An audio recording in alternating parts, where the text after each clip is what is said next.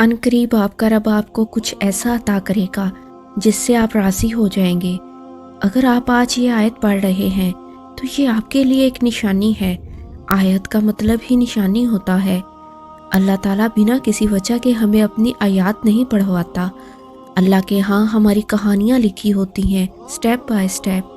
اللہ تعالیٰ کو بہتر معلوم ہے کہ ہمیں کیا دینا ہے کیا نہیں دینا، اور کیا کس مرحلے سے گزار کے دینا ہے۔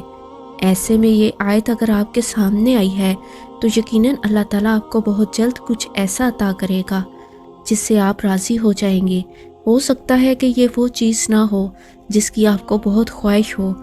ہم خواہشیں اپنی خوشی تلاش کرنے کے لیے کرتے ہیں، جب یہ ملے گا تو ہم خوش ہو جائیں گے، مگر یہاں پہ یہ نہیں کہا گیا کہ اللہ وہ عطا کرے گا آپ خوش ہوں گے، بلکہ راضی کا لفظ استعمال کیا گیا ہے۔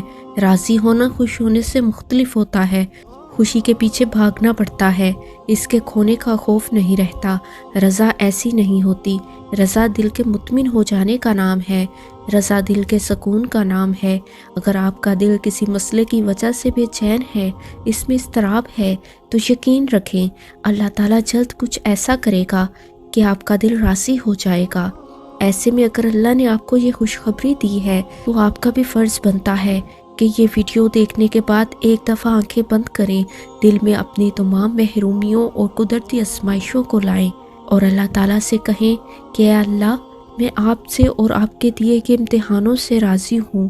آپ جس حال میں بھی رکھیں، آنکھ آنسو بہائے گی لیکن زبان شکوہ نہیں کرے گی۔ اللہ میں راضی ہوں، آپ بھی مجھ سے راضی ہو جائیں۔ اگر آپ نہیں راضی تب بھی یہ کہہ کے دیکھیں، عنقریب آپ کی زندگی میں ایسی نعمت عطا ہوگی کہ آپ واقعی راضی ہو جائیں گے۔ اللہ تعالیٰ ہم سب سے راضی ہو جائے۔ آمین ثم آمین۔